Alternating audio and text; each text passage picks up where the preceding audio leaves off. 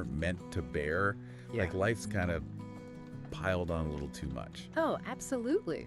But we're going to try to tackle some ways to deal with those moments. Okay. You know, a while back, you guys sent over this really personal piece by Kristen, something she posted, and it really resonated with you. It's all about resilience, right? Right. About how to find strength in the middle of all the struggles. Yeah. So let's jump into this deep dive and see what Kristen has to offer.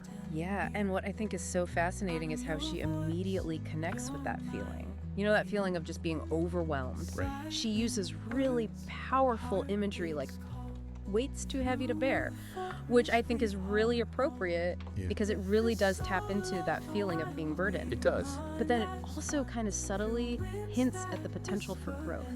Because weights, we can lift them with practice Oh, that's a good point. and support, right? Yeah. Yeah. That reminds me of like when I'm up against a deadline and, you know, the to-do list is just growing and growing. Oh, yeah. And it feels impossible. Totally. And it's just like I'm drowning in it all.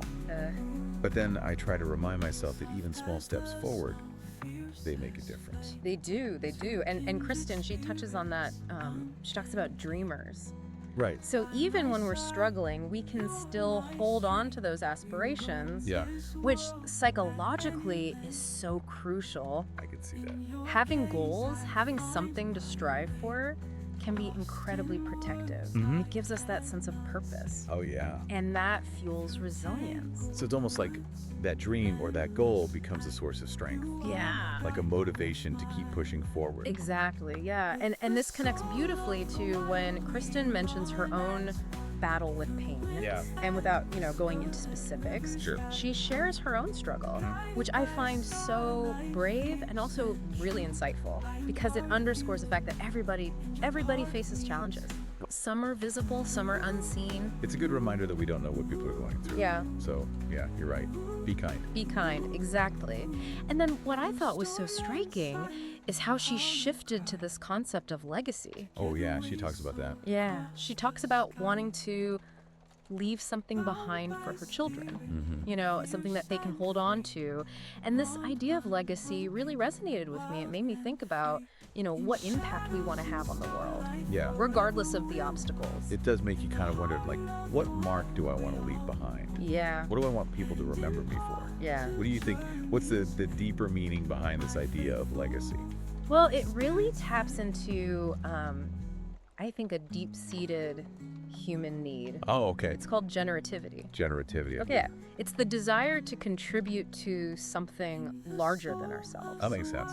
To have a lasting impact. And it's not just about parents and children, right? It's about what we offer to the world, whether that's our skills or our passions or even our acts of kindness. Right. What do you want to contribute to your family, Yeah. your community, the world?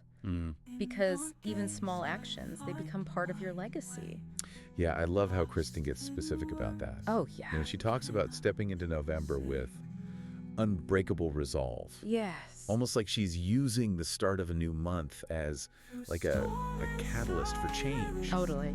There's something powerful about fresh starts, I think. Absolutely. Fresh starts. Yeah. Whether it's a new year or a new month or even just a new day. Yeah. It's like you have this opportunity to recommit to those goals and shake off those past setbacks, approach things with new energy. Exactly. And I really like how she ends with that powerful statement. What's that? We are not defined by the bad days. We're defined by how we rise above them. Yes. And what strikes me is, it's not about ignoring the bad days. Right. It's about actively choosing how we respond to them. Yes, exactly. Building those coping mechanisms, right? Yeah. Seeking support, finding meaning in the midst of difficulty. That's great. I love that. That's hard, but It is. That's beautifully put, actually, because it really articulates what, psychologists call a growth mindset. oh yeah. It's the idea that challenges, while they are painful, Yeah. they can ultimately lead to positive change. Okay, so what did we learn today?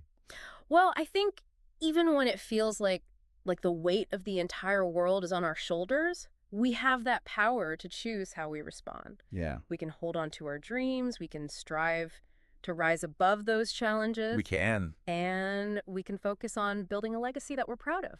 I love that. This whole deep dive has been really insightful. Yeah. But it leaves me with one question for you, the listener. Oh, okay.